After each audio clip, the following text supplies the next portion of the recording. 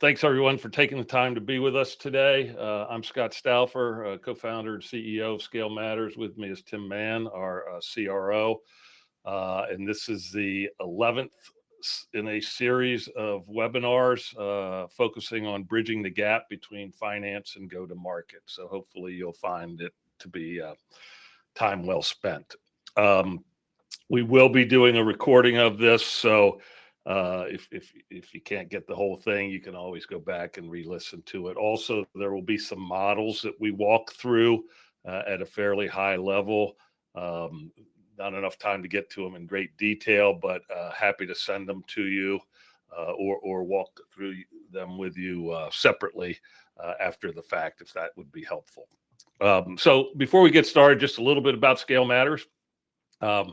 We've seen firsthand that businesses with really good data analytics and models around their go-to-market function are able to deliver outsized growth and outsized efficiency because they're able to operate at a level of precision and intentionality that companies without kind of such a data posture just can't do. And from many years in the VC and PE-backed ecosystem, we also recognize that most companies at these stages, kind of growth stage, lower mid-market, struggle quite a bit to get their go-to-market data house in order. And as a result, their leadership team is missing an important tool to drive efficient growth. We like to say, your crummy CRM data isn't the reason you aren't growing fast, but it is the reason you struggle to figure out what steps to take to grow faster. So much expensive capital and precious runway is wasted by growth stage and mid-market companies because they don't have the data to run their go-to-market function with precision. And so that's part of why we do these webinars, is to try to help give some thought leadership on how to get the go-to-market analytics and models, et cetera, in order. We started the company Scale Matters 6 years ago to help companies like yours transform their go-to-market data such that the analytics can be performed and the models can be built that legitimately help the leadership teams to improve outcomes. So that's a little bit of background on us, which gives you some context of why we do what we're doing here. Today, we're going to talk about the recent volatility in the public markets and how that negatively impacts investment and exit opportunities in the private markets. And while the public market volatility is largely out of your control, we will talk about steps you can take to maximize your exit ability, if you will, and your valuation. And specifically, we're going to talk about the types of go-to-market data and associated models that you will need to make this happen. And time permitting, we'll finish up with some Q&A.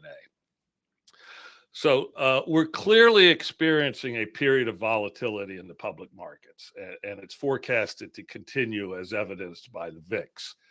If you look back over the last 20 years or so, there have only been a few times where we've experienced these levels of volatility. The most recent one was in mid-22 when the Fed reversed course on interest rates because inflation was taking off. Prior to that, it was 2020 with the onset of COVID.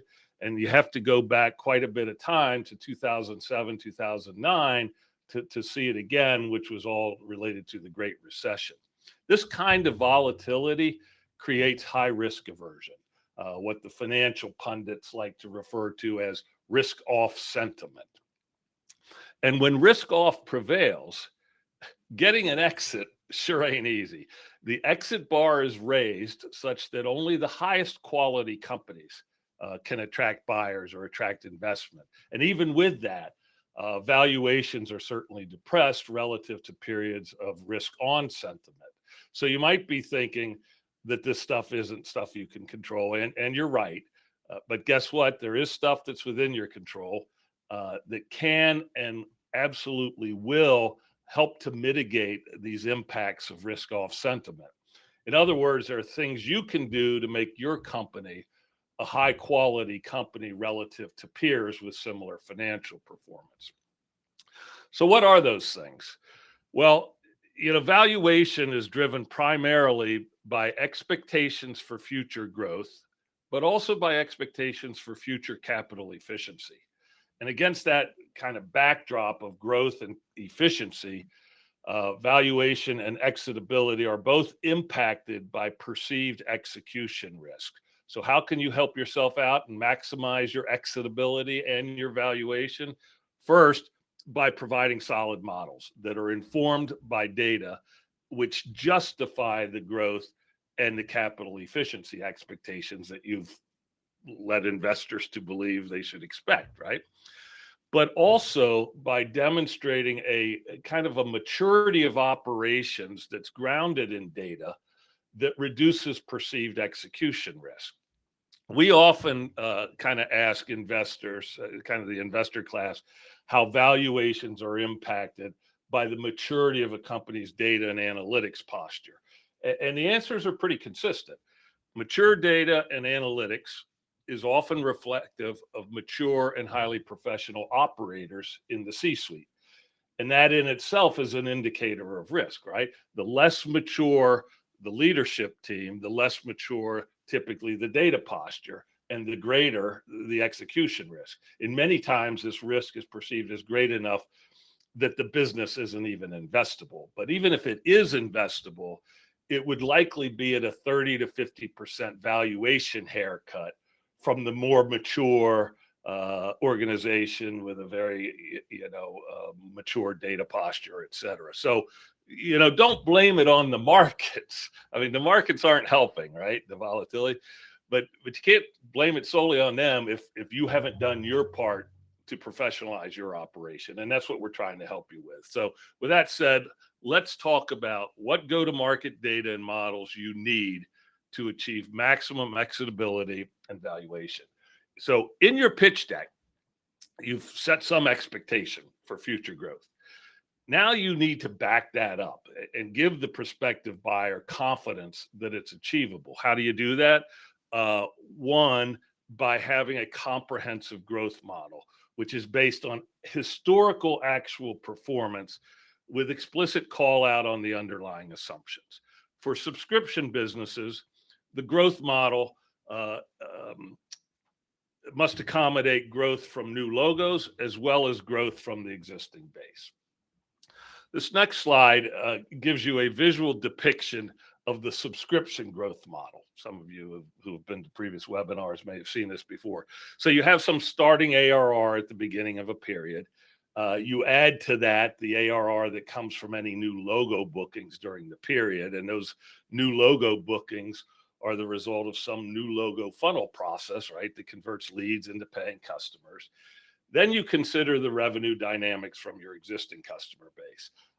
The ARR reducing impact of churn and downsell, mitigated by the ARR increases that are derived from cross-sells, upsells, and expansions. The net of all of this is an ending ARR amount at the end of the period, which hopefully is way higher than the starting ARR. Before we take a look at one of these growth models actually looks like in practice, let me tell you what isn't a good growth model. It isn't a good growth model if it starts with top-down goals dictated by the board. These quote unquote plans typically start by taking the top-level goals, then translating that into required pipeline based on some outdated pipeline coverage metric. Then the responsibility for generating that pipeline is allocated across sales, marketing, maybe partnerships. And then each of those functional leads says, okay, well, I'm going to need this additional resource in order to generate that pipeline. Finance pushes back, gives them only a partial ask, yet keeps their pipeline number the same. This isn't a plan, right? This isn't a growth model. This is simply an allocation of some high-level pipe dream goal. Right? A good growth model is based on historical performance. And then it very clearly draws the connection between historical performance and expected future performance. So let's take a look. I'm going to share my screen here for a second.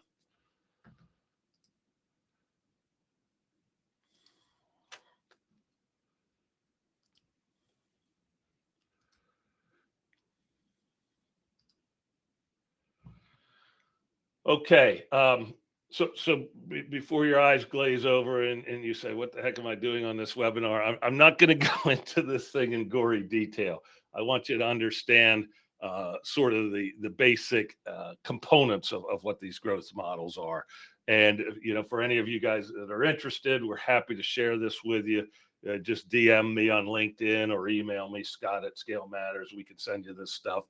And the shared versions will actually have some voiceover explanations on each tab to help you kind of make sense of them. Anyway, there are 3 sections in the growth model. There's a section sort of dedicated to new logo, and those are all the tabs that have a slight green shading here. There's a section that's dedicated to the existing base, basically driving all your retention and other assumptions, which is purple. And then there's aggregate section, which basically combines the two. In the new logo part, there's a few key tabs. The first one is what we call new logo bottoms up.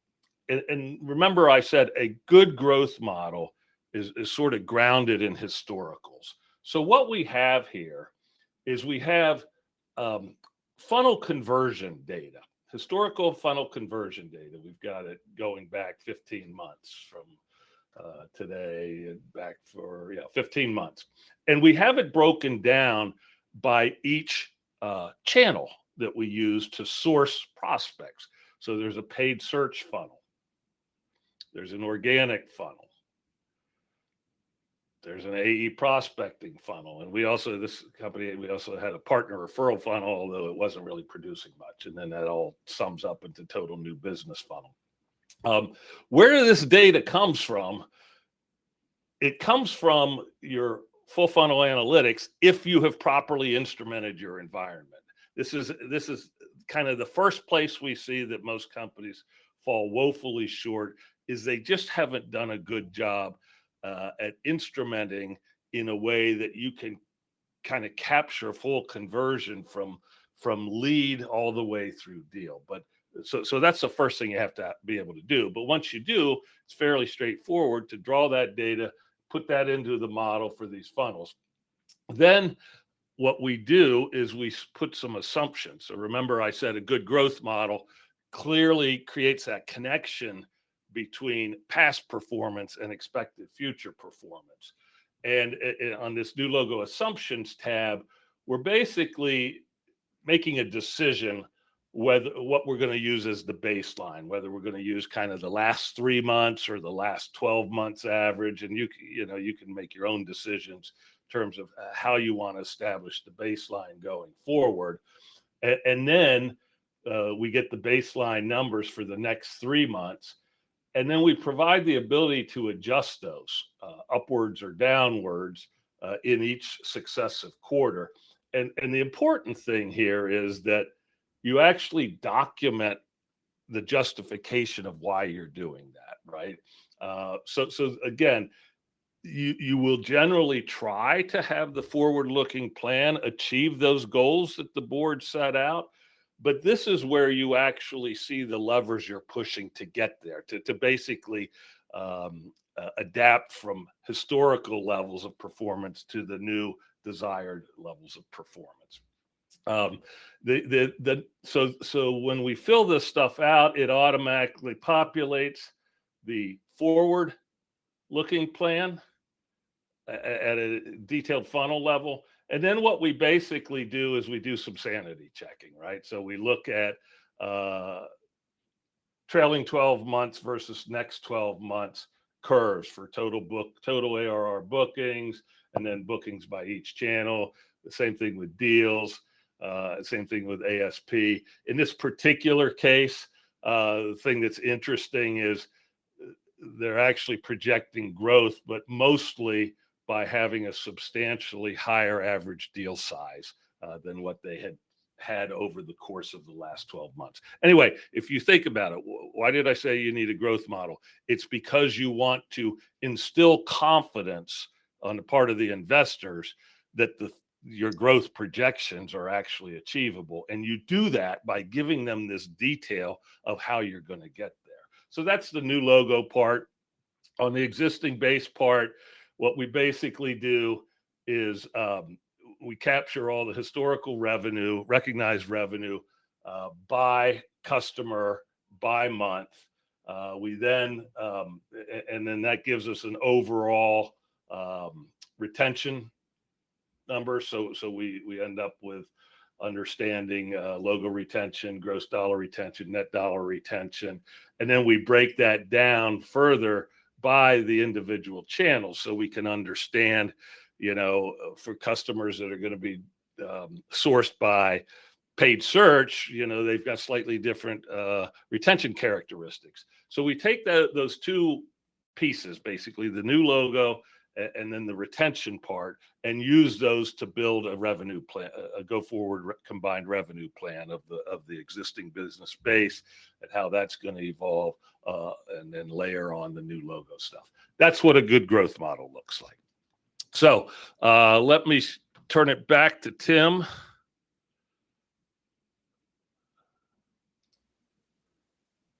And we want to go on to the second step, which is data to justify efficiency. So the growth model is data to justify the expected growth that you're putting forward.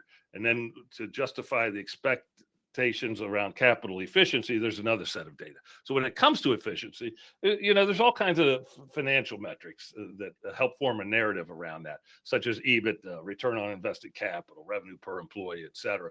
But specifically within go-to-market, we believe there are really two things you need to have a good handle on. First is customer profitability.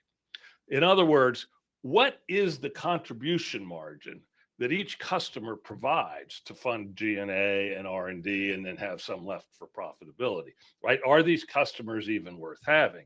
And in the SaaS world, we use LTV to CAC, lifetime value divided by customer acquisition costs, as the primary measure of customer profitability or unit economics. The second thing you need to have a good handle on is how much cash you must consume in order to grow at the desired rates that you're laying out here in the growth model, right? If you think about non-recurring models, the faster you add customers, the more cash you generate typically. Unfortunately, this is not the case in recurring models, subscription models, right? In these cases, since you're spending up front to acquire the customer, but you're effectively deferring the revenue over time, the faster you add customers, the more cash you consume. So the amount of cash you burn is largely determined by what we call CAC, or customer acquisition costs. In order to have a good handle on customer profitability and cash consumptiveness, you really only need two things. First is a reliable and sufficiently granular model for CAC. And by sufficiently granular, I mean a model that can be sliced by channel and sliced by segment, such as industry vertical or other ICP profile characteristics. You have to understand which channels and which segments are efficient at acquiring revenue and which are not, right? So that you can double down on the efficient ones and you can jettison the less efficient ones. And in order to create a useful CAC model, in order to create a useful CAC model, you'll first need to have defensible models for how you attribute go-to-market costs, such as the cost of marketing program spend, of marketing people, how do you attribute the cost of AEs, et cetera, right? The second model you'll need is a reliable and sufficiently granular LTV model. And there are two components of that. One is a model of the historical gross profit by customer, and then as well as a model of the historical recognized revenue by customer that's used, again, like I showed you in the growth model, it's used to determine retention and churn. So let's take a quick look at what one of these LTV and CAC models will look like. And I'm going to use a different model. I'm going to share my screen again.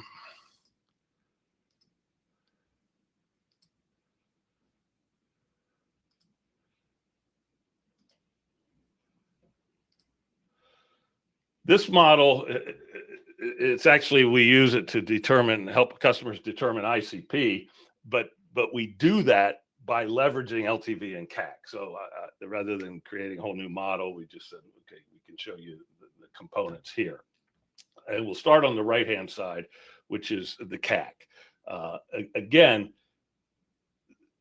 the fundamental input to this, or a fundamental input, is funnel conversion data, right? So understanding the percentage of leads that turn into initial meeting set, the percentage of those meetings that actually take place, of those meetings that take place, what percentage move into pipeline opportunities, and how many days does it take to do that, and so on down through the funnel.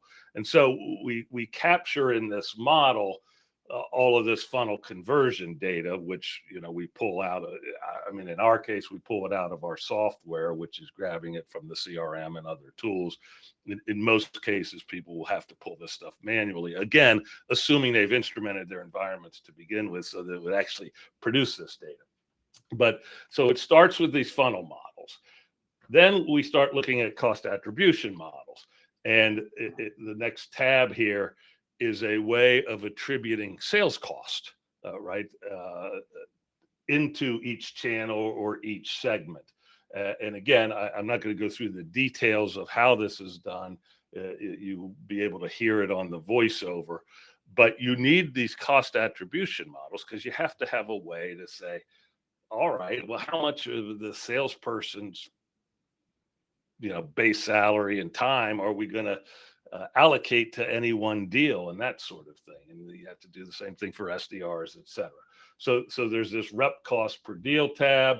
And then finally, we look at other data, cost allocation data. So there's some input data on cost per lead from accounting or marketing, et cetera.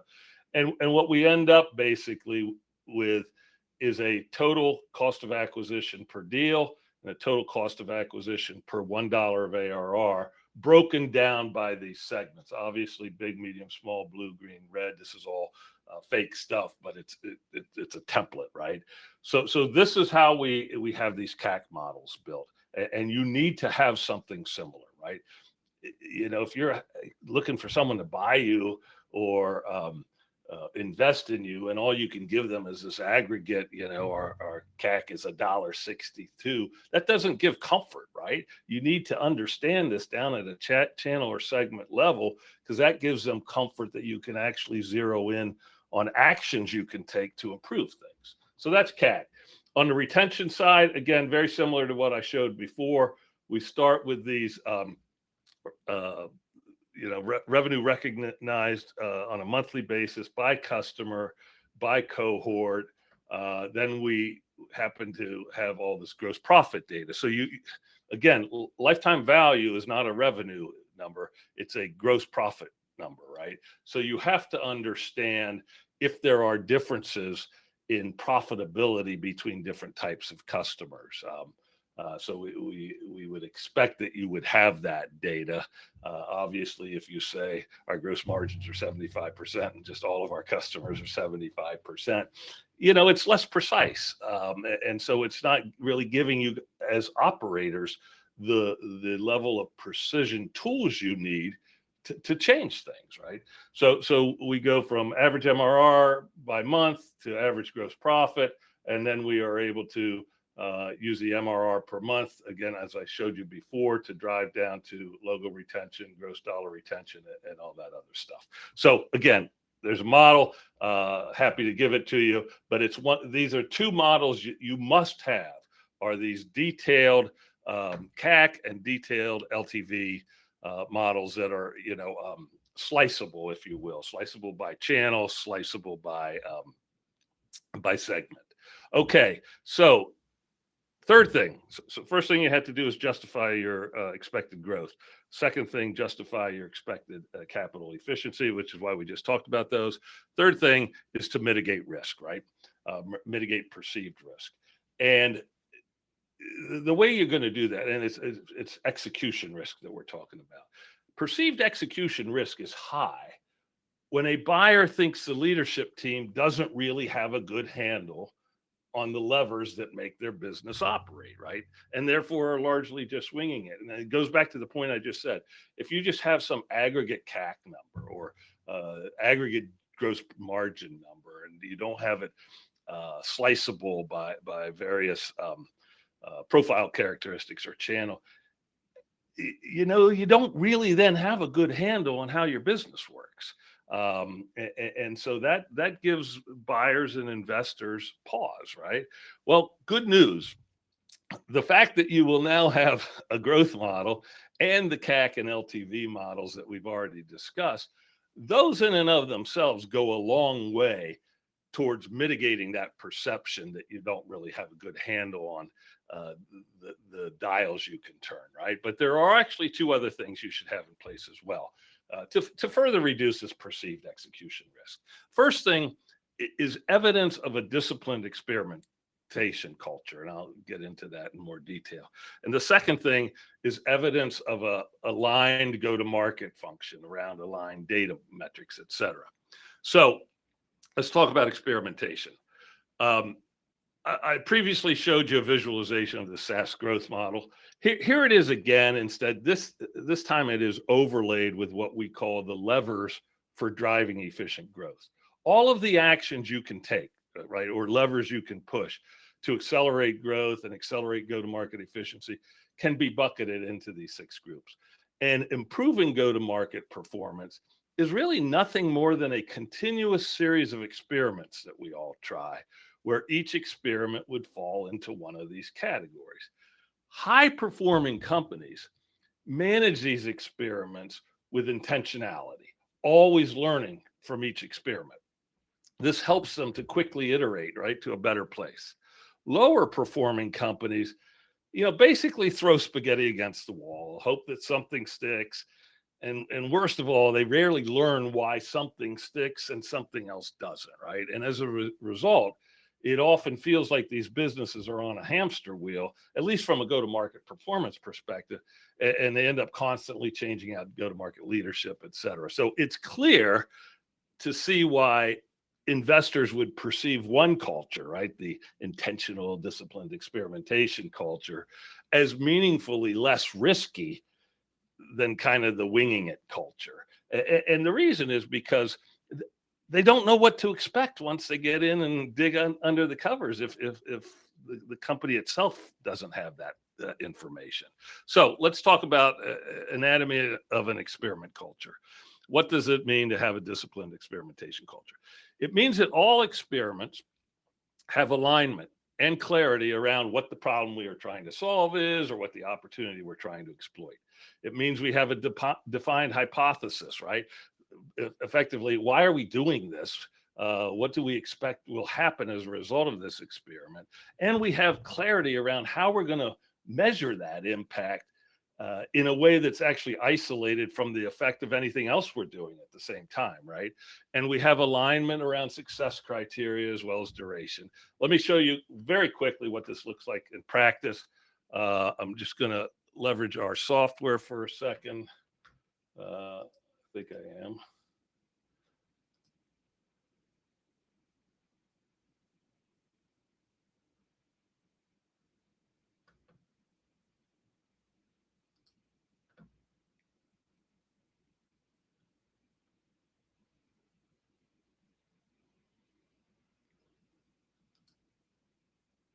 My apologies, I did not refresh this, so I had to re-log in, but very quickly.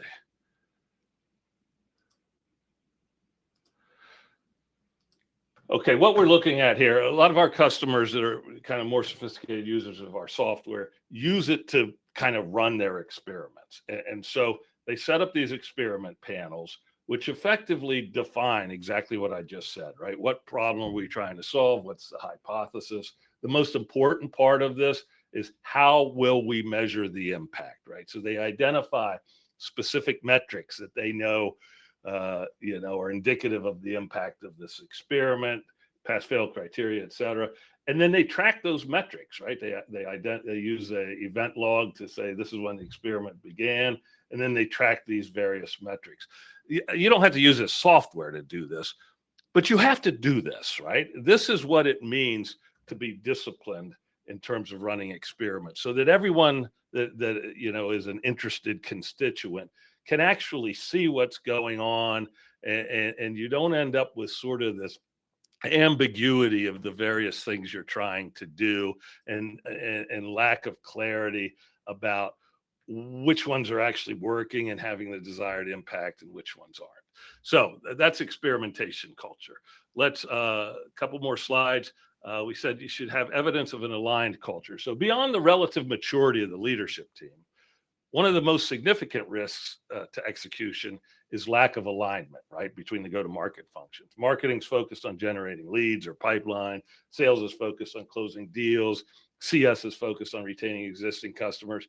At best, these siloed areas of focus fail to build upon one another, right? But at worst, they actually work against each other.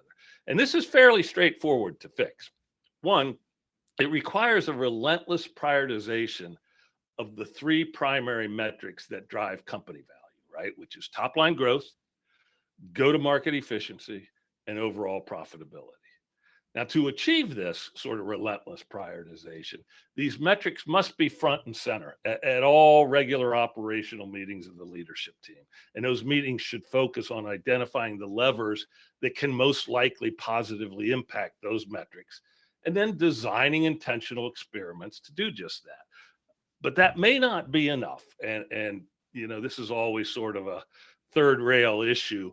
But you might also need to tweak people's compensation, because when you have kind of incentive compensation around siloed metrics, it often pulls the priority towards siloed metrics and away from these three metrics that matter most to drive company value, right? So you may need to make some tweaks to compensation to force the alignment around those. And having records of these kind of practices, it'll go a long way to sort of reassuring prospective buyers that your leadership team is tightly aligned, which then, of course, minimizes execution risk. So summarize. In order to maximize exitability and valuation, you'll need to justify your expected growth using a comprehensive and defensible growth model, right? This is how you instill confidence on part of the investor that you're going to grow the way you say you are. You'll need to justify your expected capital efficiency, right, with sufficiently granular CAC and LTV models. And it would really behoove you to have evidence of sort of these cultural issues, disciplined experimentation culture, along with alignment of the go-to-market functional leaders around these key value-driving metrics. Having this stuff will separate you from the pack. It makes you a quality company.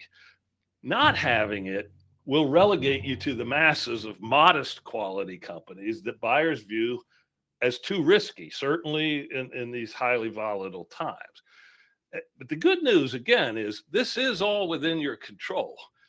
Investing in better data is a lot easier way to improve your exitability and nearly double your valuation than actually attempting to double your revenue, right? So finally, all of the stuff we talked about is really built on three things: defensible cost attribution models, comprehensive full funnel analytics, right? All those conversion rates and stuff, that's all full funnel analytics stuff, and accurate revenue recognition data. If you have these foundational elements, pulling together the models we spoke about today is actually relatively straightforward. If you don't have the foundational elements, then it's impossible. Call us at Scale Matters if you need help with any of this stuff. We know how to get you where you need to be. I know we're over, but happy to stay on for a minute or two if anybody has any questions. Scott, there was one question in the chat, said, totally agree on instrumentation. What would you say is best of breed solution for attributing spend to marketing activities?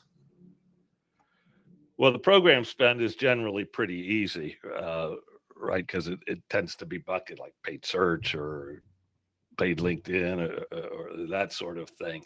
I think the more interesting part is around attributing the staff spend, assuming that you have everyone in-house, right? If you have agencies that are doing a specific part of things, that's easy too. And I think what you have to do, and you need to do the same thing a little bit with sales, not so much, not in the same way, but you have to either monitor behavior or, what we like to do is on the sales side, probably twice a year, sort of query the sales team. How many hours do you spend at this part of the funnel? How many hours do you spend preparing for and executing this part of the funnel? On the marketing side, it has to happen more frequently because there's more often stuff changing. But it's not so going so far as to have people have time sheets, right, and mark everything down like a lawyer. But you do have to do that conceptually with some level of frequency that the data is useful to you. Anything else?